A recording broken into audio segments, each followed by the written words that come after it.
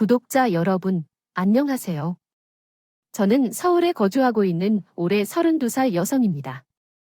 제가 전 남자친구에 대해 이야기하고자 합니다. 결혼해서 행복한 미래가 펼쳐질 것 같았던 찰나, 남자친구가 초장부터 마치 제대로 빌붙는 것처럼 행동하며 먹으려고 하자 제가 결정적으로 이별했습니다.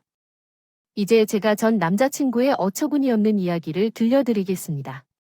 저와 전 남자친구는 모임을 통해 만났고 서로를 침묵 속에서 자주 만나다가 서서히 관계가 발전하여 연인이 되었습니다. 약 1년 반 동안의 연애 끝에 결혼 이야기가 나왔는데요. 함께 나이도 있었기에 자연스럽게 이루어질 것으로 생각했습니다. 서로 모아놓은 돈이 어느 정도인지 공개하던 차에 남자친구가 조심스럽게 이야기를 꺼냈습니다. 저기, 우리 결혼하면 말이야. 월세로 시작하는 거 어때? 뭐, 월세 아니, 뭐 하러 이런 말하기 조금 창피한데 남자친구가 물었습니다. 그래, 뭐, 어차피 우리 결혼할 거고 언제까지 숨길 수 없지? 그냥 솔직하게 말할게. 사실 내가 모아놓은 돈이 없어. 여자친구가 솔직히 대답했습니다. 모아놓은 돈이 없다고? 왜 저기, 나보다 더 일찍 사회생활했잖아. 결혼할 때 돈이 많이 들어서 어떻게 알뜰히 준비해야 하나 고민했지만 서로 어느 정도 흥기찼고 사회생활도 적지 않으니 모아놓은 돈을 합치면 어느 정도 해결될 거를 생각했습니다. 그러나 돈을 저축한 것이 없다고 고백하자 적당히 당황했어요. 나는 대기업에서 일하며 월 400만 원 정도를 벌고 남자친구는 중소기업에서 일하며 300만 원 정도를 벌어요. 그래서 어느 정도의 차이가 있을 것으로 생각했지만 전혀 없을 줄은 몰랐습니다. 자기가 장난을 치는 것이 아니라 정말 없어요. 1,000만 원도 정말 없어요. 미안해요. 사실은 그만한 이유가 있었어요. 예전에 집에서 일이 발생해서 그 문제를 해결하느라 모아놓은 돈이 다 들어갔거든요. 최근까지도 집에 돈이 필요해서 돈을 모을 수 없었어요. 물론 이제는 모든 문제가 해결되어서 앞으로 돈을 모을 일만 남았는데요. 당장 결혼이든 뭐든 보태줄 돈이 없어. 이런 말로 인해 미안해. 너를 많이 놀랐겠지. 조금 생각도 못하고 있던 터라 저번에 슬쩍 결혼 이야기가 나왔을 때 미리 말했으면 좋았을 텐데 차마 입이 안 떨어지더라. 너무 미안해서. 나에게 그게 실망했겠지. 남자가 결혼할 돈이 하나 없다는 게 조금 그렇잖아. 아니야, 뭐 실망이라고까지까진 않아. 어쩔 수 없는 사정이 있었다면 하지만 무슨 일이 있든 간에 이거 완전히 해결됐어. 앞으로 더 많은 돈을 들어가야 한다든가 아님 뭐 그런 건 없어. 응, 아니야. 다 해결됐어. 걱정하지 마세요. 그래 그러면 다행이네. 결혼 준비는 제가 모아놓은 돈으로 하자. 집은 월세 말고 전세로 하고 대출받아서 준비하면 될 것 같아. 괜찮겠어? 월세로 해도 되는데 제가 알아보니까 요즘은 월세 개념이 아니라 주거 공간 돼야 하는 시기래. 그래도 보증금에 월 얼마씩 내는 것은 똑같은 것이잖아. 우리는 결혼하면 애도 낳아야 하고 둘이 사는 것이니까 이런 것들에 들어갈 돈이 많아. 그것을 생각하면 절약할 수 있는 것은 절약해야지. 월세로 낭비할 필요 없잖아. 그건 사실이지만 대출받아서 전세 구하게 하는 것은 미안해서 그래. 그냥 몇 년만 월세로 살고 그동안 둘이 열심히 모아서 더 좋은 곳으로 짓고 하는 게 나을 것 같지 않나요? 자기 마음을 이해하기 위해서 그래도 월세는 아닌 것 같아요. 월마다 고정적으로 나가는 비용을 최소화해야 돼요. 돈을 많이 모을 수 있어요.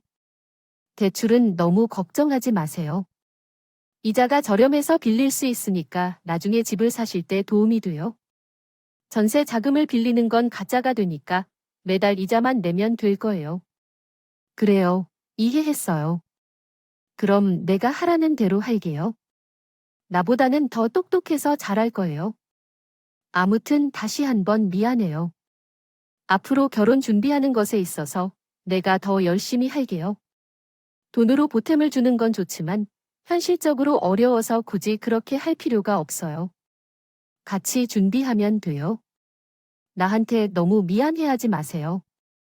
집에 문제가 있나요?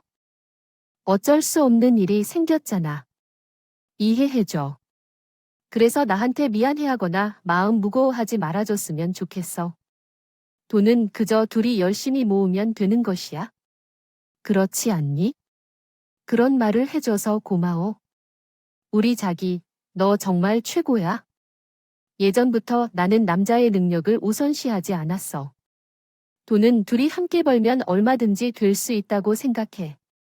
실제로 우리 부모님도 그렇게 생각하시고 말씀하시는 걸 들었어. 물론 돈을 많이 버는 배우자를 만나면 돈 걱정 없이 편안하게 살 수 있겠지만 돈이 모든 것이 아니잖아. 돈만 벌면 그게 뭐가 되나? 돈 이외의 다른 문제에도 고민할 일이 많을 거야. 그래서 나는 돈을 쫓아 결혼하고 싶지 않았어요. 결혼할 때 드는 비용은 서로 모아놓은 돈으로 해결하거나 대출을 받을 수 있다고 생각했어요. 그리고 우리 둘은 양가 집안의 어떠한 도움도 받지 않기로 뜻을 모았습니다. 어차피 남자친구 집이 어려워서 그런 것도 있지만 저 또한 부모님께 손해주고 싶지 않았어요. 우리 둘은 최소한의 비용으로 알뜰히 결혼을 준비해 나갔습니다. 그렇게 몇 달이 지나고 어느 날 예비 시모가 저를 집으로 초대하고 싶다는 연락이 왔어요. 의리면 우리 이번 주말에 시간 되니? 주말이에요. 오빠랑 어디 좀 둘러보러 가야 하는데 왜요? 무슨 일 있으세요? 아니에요. 그냥 우리 집에 한번 초대하고 싶어서 그래요. 아무리 그래도 당사자가 와서 직접 살펴봐야지 않겠어요. 그게 무슨 우리가 이사한 집 말이에요. 와서 한번 구경하라고 집 위치가 참 좋아요. 나랑 아버지 해서 둘이 살기에 조금 넓긴 하지만 그래도 내가 언제 이런 집에 살아보겠니요?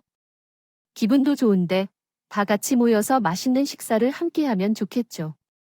집 구경을 제대로 시켜줄 테니까 아들이랑 일을 보고 저녁에 같이 오시면 맛있는 것을 준비해놓고 기다리고 있을게요. 제 어머니 그렇게 하겠습니다. 그럼 토요일에 뵙겠습니다. 갑자기 연락이 와서 이사했다는 예비 시부모. 그동안 남자친구들에게는 이야기가 없었었는데요. 언제 이사를 했다는 건지 영문을 모르겠어요. 남자친구가 제게 이야기를 안 하는 사람이 아닌데 결혼 준비한다고 바빠서 말할 타이밍을 놓친 건가 싶었어요. 그래서 남자친구를 만나 같이 저녁을 할 때 집 이사했냐고 물었습니다. 자기 집 이사했어. 그걸 어떻게 알았어? 어떻게 알기는?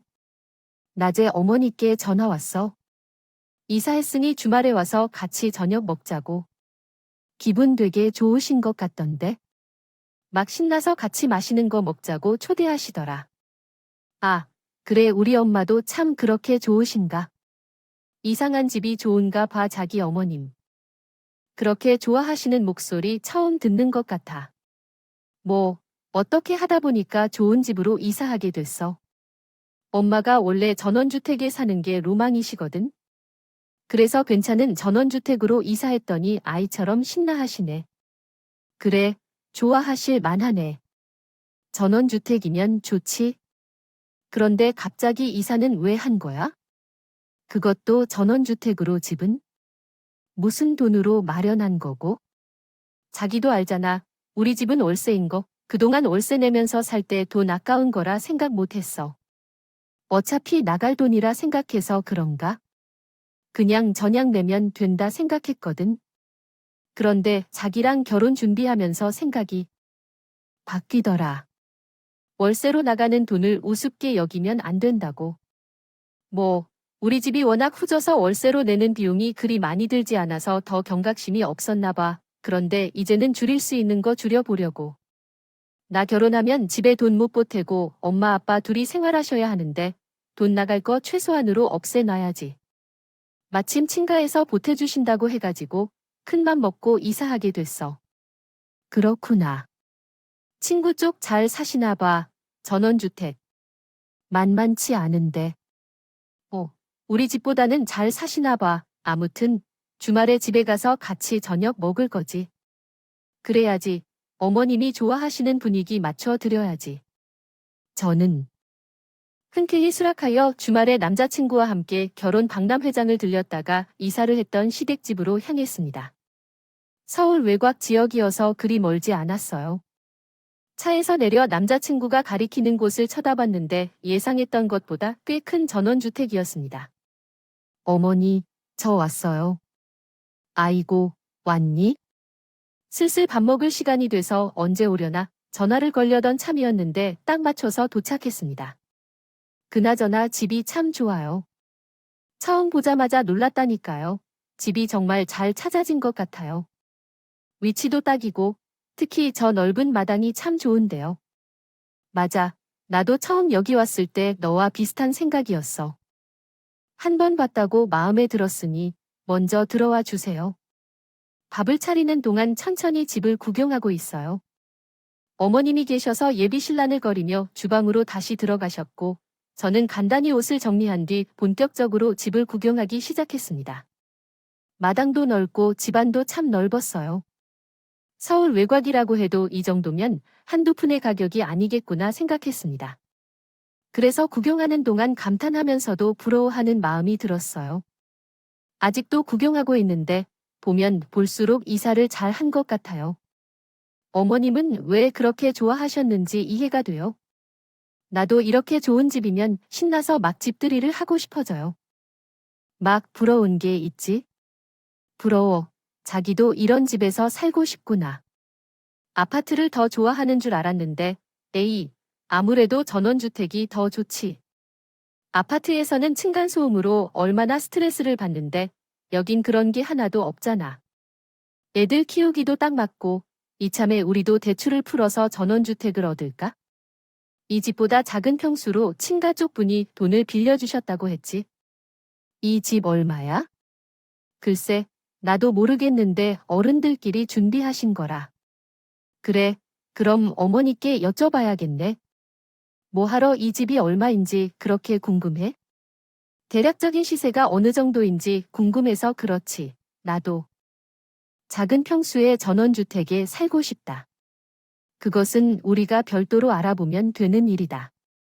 저기도 모른다며 안 궁금해. 나는 이 집이 얼마인지 되게 궁금한데 궁금할 것도 많아서 후에 한번 여쭤볼게. 실은 이 집은 친가 쪽에서 해준 것인데 엄마가 조금 눈치를 보시는 게 있어서 기분 좋아서 우리를 초대했지만 괜히 기분 상하심을 느낄까봐 어떻게 해야 할지 정말 몰라. 그래, 나도 그런 거 몰랐네. 알겠어. 그럼 나중에 자기가 한번 물어보고 알려줘. 얘들아 어서 내려오세요. 저녁 준비 다 됐어? 남자친구와 집에서 이야기를 하던 중 저녁 준비가 다 됐다는 예비 시무의 목소리가 들렸다. 우리는 하던 이야기를 마무리하고 얼른 1층으로 내려갔다. 본격적인 식사 시간을 가지며 이런저런 이야기가 꽃을 피웠습니다. 참, 집 구경은 다 했니? 아까 2층도 올라가서 구경했어요. 집 진짜 좋아요. 넓기도 하고 방도 많아서 공간을 활용하기 좋으시겠어요. 아유, 방이 많아봤자 뭘 해. 어차피 우리 둘뿐인데. 에이, 그래도 좋은 시인데요. 방이 많아서 나쁠 게 뭐 있겠어요? 그건 그래. 그러니까 너 결혼하고 앞으로 자주 놀러와. 방도 많으니까 여행 왔다 생각하고 며칠씩 있어도 되지 않니? 내 어머니도 나중에 결혼하면 자주 놀러 올 거예요. 어쨌든 나는 우리 아들이 정말 좋더라고. 참가를 잘 하는 것 같아요. 다들 그러더라. 대기업 다니는 며느리를 얻어서 좋겠다고. 솔직히 처음에는 대기업이라고 해도 뭐 특별히 대단할까 싶었거든. 피부에 닿는 게 없으니 체감을 못한 거야? 이렇게 대단한 며느리인 줄 누가 알았겠어, 어머니? 갑자기 왜 이렇게 띄워주세요? 그림 말씀해 주시니까 듣기는 좋은데요. 아유. 당연히 띄워주기는 난 그냥 듣기 좋으라고 하는 말 아니야, 우리. 예비 며느리 능력을 확실히 알게 되니까 아들이 좋은 짝을 만났구나 싶어. 내가 내 며느리라니, 난 정말 복 받았나 봐. 그러니까 결혼 전에 이 집도 떡하니. 사주지네. 그게 무슨 일이야? 예비 시모가 한참을 칭찬하며 기분 좋은 소리만 늘어놓더니 갑자기 이상한 말을 했어. 그래서 순간적으로 제 귀를 의심했어요. 그때 예비 시모의 말에 놀란 남자친구가 급하게 시모를 부르며 입을 막기 시작했어요. 엄마, 지금 무슨 소리를 하는 거야? 그만하고 저기 나 국 좀 더 줘. 아니, 남았구먼. 뭘 또 달라고 해? 많이 먹을 거야? 얼른 한 그릇 더 줘. 이거 먹고 또 먹을 거니까. 아이, 국은 내가 가서 떠야 해. 엄마 이야기 좀 하려는데 왜 그래? 자기야, 국은 자기가 떠야 해. 어머니 이야기하시는 거야? 그나저나, 어머니 아까 뭐라고 말씀하셨어요? 집을 사주다뇨. 아, 너희가 그 집을 사주지 않았니? 엄마가 그만하라고 했는데, 자기 가만히 있어봐. 우리가 언제 이사 가요? 뭐, 아니, 뭐 원활하게 해결한 것은 아니지만, 어쨌든 이 집 대출금은 너희가 갚아 나가야 하잖아. 그러니까 해준 거지 뭐. 엄마, 여자친구는 아직 그것을 몰라. 뭐, 아니야. 너 이제까지 말 안 했어? 아이고, 난 진짜 내가 말한 줄 알았어. 여태까지 말 안 하고 뭐 했대? 남자친구는 참지 못하고 소리를 질러대네. 예비 시모의 입을 막았다. 그리고 둘이서 제가 모르는 이야기를 주고받더니 예비 시모는 이제야 상황을 파악한 듯이 제 눈치를 살피기 시작했다. 어머니, 지금 뭐라고 하셨죠? 이해를 못하겠어요. 이 집을 사준 건 뭐고 대출금을 갚아준다는 건가요? 대체 둘이 무슨 이야기를 주고받은 거예요?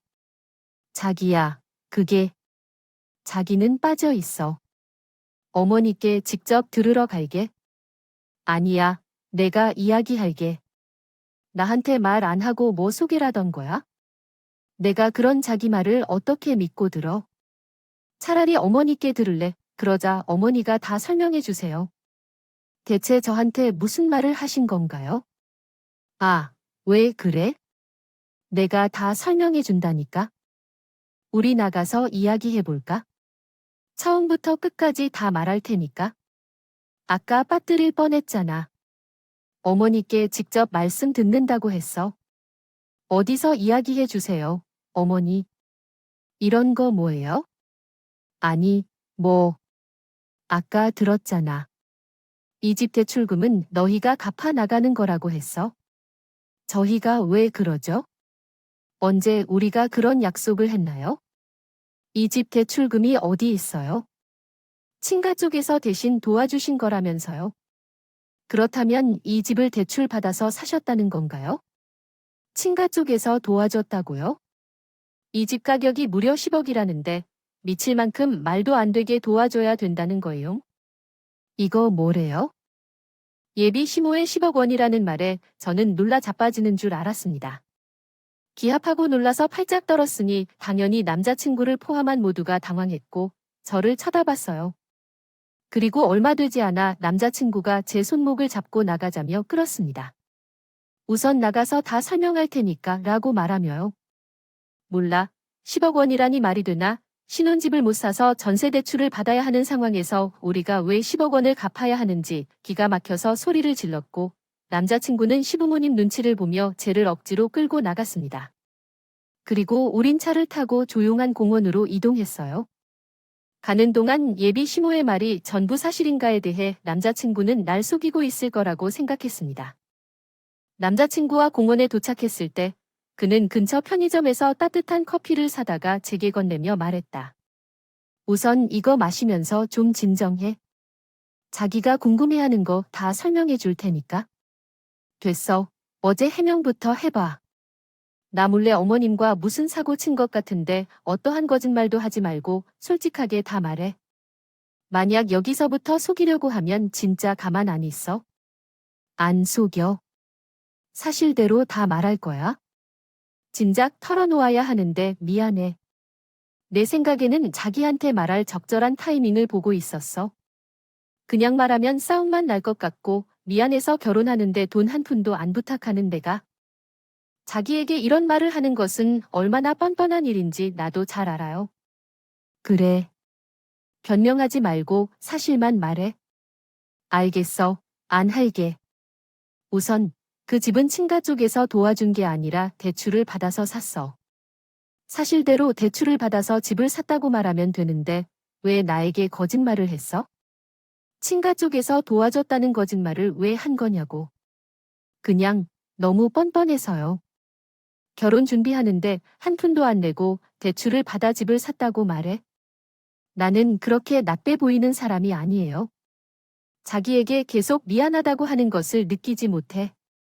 미안한 사람이 이런 행동을 해서요. 거짓말로 날 속이지 마세요. 사람을 이상하게 꼬아서 보지 말아 주세요. 정말 자기에 대해 미안해서 말 못한 거라고요. 알겠어요. 하지만 사실대로 말해야 해요. 거짓말한 것은 제 잘못이에요. 그걸 인정해요. 하지만 그럴 수밖에 없었던 제 마음을 이해해 주세요. 내가 왜 그 집을 샀는지 모르겠니요? 우리는 월세로 살고 있어요. 그동안 내가 번 돈으로 우리 가족 생활을 유지했고요. 그런데 만약에 결혼하게 되면 우리 부모님은 그런 연세에 어떻게 일이나 할 수 있겠어요? 젊었을 때 계속해서 고생만 하셨는데 이제는 편히 쉬어야 하는데요. 우리 엄마는 살아계실 때 소원이셨고 그래서 큰 용기를 내어 대출을 받아서 집을 마련했어요. 10억 원이 넘는 집을 대출을 받아 구매했다고 해서 부모님은 나를 생각해서 너는 정말 훌륭한 여자구나 라고 생각하실 것 같다. 누구도 효도를 못해서 이렇게 행동하는 사람이 있을 줄 알아? 그래서 부모님을 생각하는 마음은 매우 숭고하다. 나도 자신의 부모에게 모든 것을 드리고 싶은 마음이 있지만 나는 너처럼 독단적으로 행동하는 것은 하지 않아. 아직 결혼을 하진 않았지만 부부들 사람이기 때문에 그래서 내 생각을 상의해봤어야 했는데 그러지 않았어. 이렇게 큰 일을 내 마음대로 처리할 수 있는 방법이 무엇인지 궁금해. 그런 대출금을 어떻게 감당할 생각이냐고. 그러나 마음이 결단력 있기 때문에 결정할 수 있다고 생각해. 10억 대출을 받아 집을 마련하고 내가 모아둔 돈도 들였어. 그런데 나한테 모아둔 돈이 없다고 미안하다며 거짓말을 한 것을 사실은 모아놓은 돈이 있었단 걸 부인하고 있다. 그 말이야. 너 이해하겠지만 결혼할 돈을 모아놨어도 부모님 생각 때문에 망설이게 돼. 그 돈으로는 우리 부모님을 더 행복하게 해줄 수 있을 텐데. 우리 결혼은 자기가 벌어온 돈과 대출을 받아서 함께 갚으면 되는 거잖아. 우린 아직 미래가 밝을 거라고 생각해. 너는 대기업에 다니고 있으니까 내가 뭐 걱정해? 그래서 모아놓은 돈을 다 새 집의 살림에 들인 걸로 마무리했어. 집은 대출로 마련한 거고, 그래서 대출금은 얼마나 된다고? 250만 원이야. 20년에 걸쳐 매달 250만 원씩 상환하면 돼. 정말 미친 거 아니야? 250만 원이 어느 집 주소야? 그렇게 부정적으로 생각하지 마라. 이전에 얘기했잖아. 둘이 열심히 일해서 상환하면 금방 끝날 거라고 말했잖아. 미래에는 연봉도 올라가고 내가 직장 대출도 탄탄하게 갚을게. 함께 노력하면 10억을 다 갚을 수 있어. 충분히 갚아도 남아서. 그리고 현명하게 생각해봐. 그 집은 어차피 우리 것이야. 부모님이 돌아가면 우리가 상속받을 집이니까 나쁜 게 없잖아. 오히려 좋은 거지. 내가 전원집에서 살고 싶다 했잖아. 아까 말했잖아. 우리 집 2층에서 그랬잖아. 부모님 돌아가면 우리 애들이랑 그 집에 함께 살자고. 그렇게 말하면 상대방도 욕심이 생길 수 있어요. 다른 사람이 당연히 당기기를 원하건만 왜 그렇게 취급했는지 모르겠어요. 그것은 매우 무례하고 무모한 발언일지도 몰라요. 적당히 들어줘야 해요. 돈을 얻는 것은 결코 쉬운 일이 아닌 것을 모든 사람들이 알아야 해요. 집을 구하는 데에는 평생이 걸릴 수도 있고 힘든 일일 수도 있어요. 심지어 대출을 받아 집을 구입했다 하더라도 그것이 당신의 소유물인 것은 둘 사이의 문제일 뿐이에 돈을 상환하는 데에는 노력이 필요할 거예요. 대출금을 갚는 것뿐만 아니라 고정된 지출이 있는 것 역시 중요한 것입니다. 250만 원씩 매달 갚아내야 할 상황에서 어떻게 이용하겠느냐고요. 게다가 월급으로 직접 대출을 얻었는지 믿고 신뢰할 만한가요? 300만 원을 버는 당신이 어떻게 10억 원을 대출받는지 모르겠어요. 그렇게 행동하면 정신없는 것일지도 몰라요. 인생은 대출금을 갚으며 쏟아붓고 싶어 하는 이유는 우리 부모님을 행복하게 하고 싶기 때문입니다. 아까 말했듯이 우리 것이므로 10억 원이면서도 이자를 포함하여 다 갚고 더 사나 이해가 안 되거나 어리석어 보일 수도 있는지 생각도 드는 것 같아요. 하루 종일 열심히 일해도 매달 250만 원씩의 대출을 갚을 뿐인데도 삶의 비용들로 인해 소비되는 돈이 얼마나 많은지 알면서도 빚을 갚을 때 고통을 겪을 것이라는 걸 알면서 태평하게 좋아할 수 있을까요? 부모님 또한 자식이 그렇게 행동한다면 비난하고 금지를 하는 정도로 참을 수 있는데 빚을 갚음으로써 고통을 겪을 걸 알면서도 그를 좋아할 수 있는지 고려해야 할 부분이 아닐까요? 너클러프게 말했다. 독든이 구멍을 의미한다. 천지의 처지일 것이다. 누구라도 돈을 더 모아 미래를 대비하려 한다.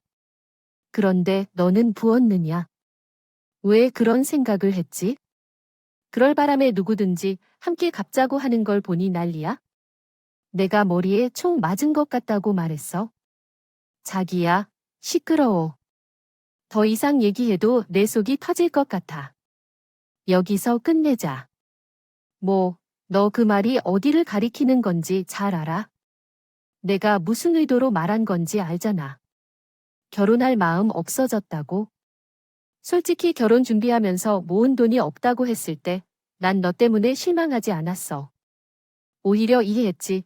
가정이 어려운 건 많이 힘들었겠구나. 그러나 너는 잘 컸다 생각했었지만 아마 내가 큰 착각을 한 것 같아. 너는 잘 컸다기보다는 잘 커하는 척하는 사람이었던 모양이고 내가 너에게 부모 효도를 떠넘기는 사람이라고 생각했다. 내가 너와 결혼한다고 하자 까먹었나 봐. 나는 되게 없는 사람이고 나 같은 사람이라면 너보다 더 좋은 남자를 만날 수 있어. 하지만 왜 너를 선택했는지는 알겠어. 첫 출발이 어렵더라도 우리가 힘을 합치면 잘 해낼 수 있다고 희망을 품은 것 때문이겠지. 그러나 지금 그 희망이 산산이 깨졌어. 나는 너와 죽게 될 빚을 갚을 생각은 없어. 그래서 내가 열심히 일해서 부모 효도를 해주길 바래. 내가 매달 300만 원 조금 넘게 버는데 다 250만 원씩 감당하면서 말이야. 자기야, 왜 그래? 왜 이렇게 감정적으로 그래? 그러니, 장난이야. 자기, 이렇게 돈에 연연하는 사람인 줄 몰랐어. 나도 내가 이렇게 대책 없는 놈인 줄 몰랐어. 다 필요 없고 여기서 깔끔하게 정리하자. 다행히 결혼 준비 많이 안 했으니까 예약한 거 취소하고 위약금 물어야 하는 건 내가 알아서 해결해. 황혼의 책임은 전적으로 너한테 있으니까. 남자친구는 이러지 말자고 조금만 진정하고 말로 잘 풀어보자며 저를 설득했지만 제가 미쳤나요? 진정이고 나발이고 이건 아니죠. 아니, 진정한 후에도 결혼을 강행할 수 없는 일입니다. 다 뿌리치고 집으로 돌아왔어요. 그리고 부모님과 지인에게 파혼 소식을 알렸고 핸드폰에 불이 나게 울리는 남자친구의 모든 연락을 무시했어요. 그런데 혼자서 얼마나 많은 고통을 견뎌야 했는지 몰라요. 황당해서 웃음이 터졌다가 그런 사람과 결혼할 뻔했더라니 소름이 끼쳤고 어째서 이런 사람을 만났는지 제 삶이 안타깝게 느껴졌어요. 매우 창피해서 부모님과 지인에게 파혼한 이유를 제대로 설명하지 못했어요. 혼자 이상한 사람과 결혼할 뻔했다고 생각하며 어려운 시간을 보내야만 했죠. 그러다 며칠이 흘렀고 그동안 남자친구는 계속 연락을 시도했어요. 무시하고 차단하려고 해도 결국 그는 우리 집 앞까지 찾아왔어요. 미쳤어. 여긴 어디라고 온 거야? 연락이 안 되니까 왔어. 얼마나 걱정했는지 알아? 지금 걱정 내 입에서 나온 말이 나를 사이코패스라고 생각하는구나. 현재 나는 누구 때문에 이런지 가증스럽게 걱정이란 말을 하고 있어. 내가 무슨 말을 해도 넌 날 용서할 수 없겠지. 그러면 본론에 들어가겠다. 사실 내가 내게 할 말이 있어서 찾아왔어. 우리 결혼하면 부모님 집에 들어가서 살아야 할 것 같아. 뭐야, 넌 지금 또 무슨 말을 하는 거야? 말 그대로야. 우리 집에 들어가서 살자고 제안한 거야? 생각해보니까 따로 살 필요 없다고 생각했어. 그런데 생각해봐. 부모님 집은 넓고 방이 많아. 1층은 부모님께서 사용하시고 2층은 우리가 사용하자고. 그렇게 하면 따로 집을 구하지 않아도 될 것 같아. 비용을 절약할 수 있어서 좋지 않아? 아니야. 그리고 말도 없이 대출받아서 집을 세우고 정말 미안해. 하지만 갑작스럽게 파혼하자는 거라니 너무 당황스러워. 난 너랑 결혼했으니까 큰 결심을 해서 산 집이란 말이야. 나 역시 10억이나 해서 손이 다 벌벌 떨렸어. 하지만 그래도 그 말을 듣고 파혼한다니 이건 너무하잖아. 내가 잘못한 부분이 있지만 그렇다고 파혼하는 건 아닌 것 같아. 우리 이렇게 싸우지 말자. 이러다가 서로 좋을 게 뭐가 있어? 사랑해서 하는 결혼인데 돈 때문에 헤어진다는 게 말이 되나? 정말 그렇게 생각해? 우리가 돈 때문에 헤어진다고 생각해? 그게 아니야. 내가 날 속이고 기만했어. 더구나 효도의 나를 이용해 먹으려고 했다고. 그래서 실망하고 너에 대한 믿음과 신뢰가 다 깨졌어. 그러니 너를 어떻게 믿고 결혼해야 하는 거니? 조금만 살다가 이혼할 거 아니잖아. 앞으로 평생 함께 살 생각이고 결혼해야 하는 거지. 그래서 파혼하는 게 맞아. 내가 널 어떻게 믿고 평생 의지하면서 살 수 있겠어? 이런 상황에서 가져온 해결책이라고 하는 것이 합당하다고? 내가 그렇게 말하면 나는 얼씨구야 좋다 알겠다고 할 줄 알았는데 이 정도로 나를 얼마나 경멸했는지 모르겠지만 나는 그 정도로 바보는 아니야.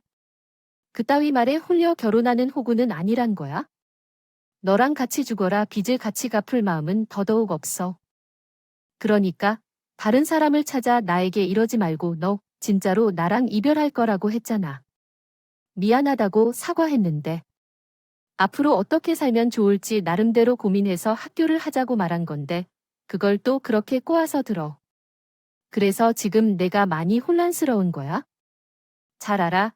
하지만 내 노력까지 그렇게 싸구려로 취급하지 마. 내가 돈 때문에 내게 이러겠니? 나 지금 매달리는 거잖아. 너를 사랑하니까. 사랑하지도 않고 결혼할 마음도 없는 여자한테 내가 미쳤다고 이러겠냐고? 매일매일 전화하고 문자하고 심지어 집 앞에 찾아오기까지 했는데 다 너를 사랑하고 미래를 함께하고 싶어서 이렇게 자존심을 버리고 있는 거야? 구걸하지 마세요. 그러니까 자존심을 버리지 말고 챙기세요. 구글 같은 일을 하지 말라는 말이에요. 내가 그런다고 해서 나랑 결혼 안 할 거야 이미. 모든 것이 깨진 상태에서 헛된 꿈을 꾸지 말아야 해 얘기한 거야? 아니, 진짜 그럼 나는 어떻게 해야 하겠어? 혼자 매달 250만 원을 어떻게 감당해? 사랑 울면서 멜로를 찍은 다음에 이런 상황을 알았어. 내 속마음이 이런 거지. 너 대출 때문에 나를 붙잡으려고 애쓰는 거잖아. 매달 250만 원을 감당하기 힘들겠지. 돈이 없어서 매일매일 허덕일 거야. 제대로 쉬지도 못할 거야. 평일에 일 다 끝나면 대리운전하고 주말에는 다른 알바를 하는 게 내 상황 같아. 그러니까 너는 나를 호구로 생각하고 대출 받은 걸 인정한 거야? 이 한심한 놈아. 내가 저지른 짓이니까 내가 감당해. 나는 파혼한 마당에 얼른 털어버리고 더 좋은 놈 만나서 보란 듯이 잘 살 테니까. 아까 하자고 부모님 돌아가시면 그 진명의에 내 이름으로 하면 되지. 내가 각서라도 써주면 그럼 결혼할 거냐고. 이미 뭘 엎질러졌는데 이제 와서 나에게 뭘 어떻게 하라는 거야? 앞으로 내가 하도록 하는 모든 일을 할 때 그럼 되겠지. 내가 원하는 대로 살고 하도록 하는 거 하면서 내 말만 들을게. 어째서 이 정도면 만족하지. 도무지 말이 안 통해서 손절하고 가려고 했는데 남자친구는 포기할 생각이 없었고 계속해서 저를 설득했습니다. 급기야는 제 손목을 세게 잡고 가려던 곳으로 못 가게 했어요. 그러면서 쓰레기 같은 소리만 연신 뱉어냈죠. 아무리 뿌리치려 해도 남자임을 이길 수 없을 것 같아서 어쩔 수 없이 그놈의 가운데를 발로 힘껏 차버렸습니다. 취한 만남은 이용하려 했는데 이렇게 써먹을 줄 몰랐네요. 제 발차기에 한 방에 나가 떨어진 남자친구는 고통스러워했고 저는 서둘러 다음 준비를 했습니다. 우연히 집 근처에 물이 반 정도 담긴 페트병이 버려져 있더라고요. 냉큼 주고 금을 남자친구한테 다 뿌렸습니다. 지금 뭐 하는 거야? 개소리를 하고 있어요? 당당한 태도로 해서 정신 차리라고 일한다고 하니까 나를 보내줄 때 공손하게 해주지 않는 이유는 뭔가? 내가 계속 까다롭게 다가와서 힘으로 날 붙잡아도 소용없으니까 난 순순히 받아들이지 않을 테니까 나한테 발로 맞거나 물리 혼용하니까 어때? 기분이 불쾌해져. 너 때문에 1분 1초가 그런 기분인데 정말 지저분하고 불쾌해. 그러니까 내 앞에서 언성을 높이지 말아주길. 까딱했다간 진짜 너는 내 손에 죽을지도 몰라. 자식을 낳고 살고 싶으면 더는 나를 붙잡지 마. 두 번째는 제대로 대비해서 때릴 텐데 알겠지? 나는 뒤돌아서 집으로 성큼성큼 걸어왔고 남자친구는 여전히 고통스러워했습니다. 저를 계속 따라오며 어떻게든 다시 잡고 싶어 했지만 고통이 상당한 것 같았는지 이내 걸음을 멈추고 바닥에 엎드렸다. 그러거나 말거나 나는 신경도 쓰지 않고 집으로 돌아왔다. 이렇게 제대로 매운맛을 보여주고 결혼하려고 버려두었던 일들을 하나하나 정리하고 있던데 미친 녀석이 정말로 간땡이가 제대로 부었는지 또 찾아왔다. 그런데 이번에는 제 엄마와 함께 찾아와서 다짜고짜 무릎부터 꿇었다. 뭐야, 왜 또 찾아왔어? 내 눈에 2번 같이 띄지 말라고 했지. 너, 내 경고가 우습니? 그런 게 아니야. 나 정말 자기 아니면 안 될 것 같아서 마지막으로 설득하러 왔어. 자기야, 내가 이렇게 무릎 꿇고 빌게. 제발, 다시. 생각해봐. 우리가 함께한 시간들은 아깝지 않아. 돈이든 뭐든 다 떠나도 나는 자기 아니면 큰일 날 것 같아. 다른 사람과 결혼하는 것도 상상하기 싫어. 내 인생에서 결혼할 사람은 자기뿐이야. 우리 제발 극단적으로 이러지 말자. 그래, 아가. 내가 많이 화났다는 걸 알았어. 나라도 그럴 것 같긴 한데 내가 파혼하자고 해서 우리 아들이 얼마나 힘들어 했는지 몰라. 옆에서 지켜보는 내 마음이 다 무너지더라. 실망한 건 알겠지만 사랑하는 마음은 그대로인 걸 알잖아. 그 짧은 시간 동안 사랑하는 감정이 싹 사라지지 않았을 거야. 옥주는 내 마음을 무시하면서 파혼할 필요가 있다고 생각해. 뭘 어떻게 타협하고 합의해야 하지. 우리끼리 그냥 서로 잘 움직여. 내가 너랑 아빠하고 어떻게든 돈을 벌어서 가정을 지탱해야 한다고 생각하지 않니? 너무 사랑 같은 소리를 하지 마세요. 왜 내가 그 사람을 사랑해야 되는지 모르겠어요. 처음부터 집안이 이렇게 어이없는 줄 몰랐어. 사랑한다고 크게 착각한 모양이었나 봐. 사랑이 뭐 얼어 죽을 정도인데? 이미 오래전에 정남이랑 헤어지고 난 후 사랑이란 무엇인지 남기 한 가닥도 없이 싹 비웠어. 그래서 사랑이란 감정으로 날 설득하려면 그냥 포기해. 아무리 해도 소용이 없으니까. 당신이나 저놈이나 똑같아. 그래도 지금은 당신이 제일 나쁘고 어리석은 것 같아. 대출을 받아서 집들이를 하겠다고 하면 그것은 부모들이 말리는 것이라도 말에 나선다. 그러나 너는 뭐냐? 눈치 없이 좋다고 날 초대하고 누구를 닮아 그렇게 생각 없이 대처할 줄 모르는지. 너를 똑 닮은 것 같아. 아니, 이게 말이 너무 심하다는 거 아니잖아. 내가 말도 심했었는데 행동도 심해야 하는데 너무 신사적이야. 야, 넌 빨리 해야 해. 엄마를 데리고 가야 해. 진짜로 참고 있거든. 여긴 내가 널 패버릴 것 같으니까 얼른 꺼져. 가증스럽게 생각돼. 토 나오니까 사랑이란 개소리 짓거리지 말고 빨리 가. 자기야, 이러지 마. 내가 진짜 잘할게. 나 한 번만 더 믿어줘. 믿을 건 뭘 믿어? 나한테 모아놓은 돈 없다고 거짓말하고 그 돈으로 내 부모님 집을 사줬잖아. 그것도 10억 원이나 대출받아서 그래놓고 같이 갚으면 된다고 날 호구 취급한 게 누군데? 감히 사랑 타령이야? 고귀한 사랑을 그놈이 더럽히니? 정말 불쾌했습니다. 구질구질하게 말도 안 되는 말로 매달리는 게 속에 부글부글 끓어올랐어요. 이게 아주 애를 버는 거구나 싶고 그래서 오는데 엄마 보는 앞에서 또 한 번 맞아보라 생각하며 다가가던 순간 뒤에서 엄마 목소리가 들려왔습니다. 큰 소리 쳐. 아니, 너 그래서 파혼한 거야? 엄마. 집 앞에서 남자친구랑 그 엄마랑 제가 큰 소리 내며 소란을 피우고 있으니까. 지나가던 엄마가 그 소리를 듣고 다가오셨습니다.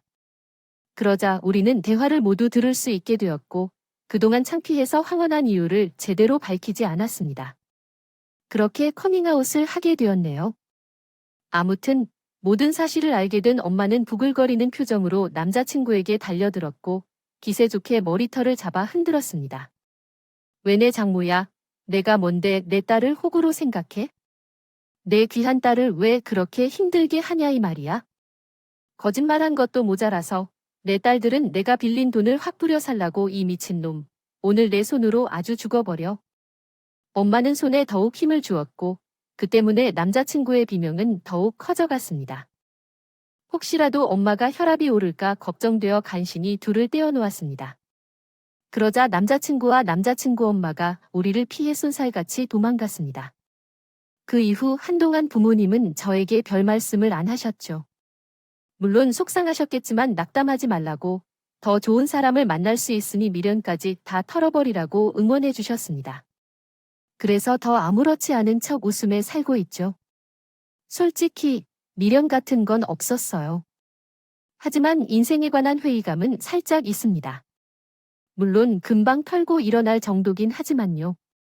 어쨌든 남자친구와 저는 완전히 파혼했고 다시 제 인생으로 돌아왔습니다. 전 남자친구는 매달 250만 원씩이나 되는 대출금을 갚느라 허듯했었겠죠. 그게 다 자업자득이에요. 정말 고맙습니다. 그럼 지금까지 긴 이야기를 들어주셔서 감사합니다.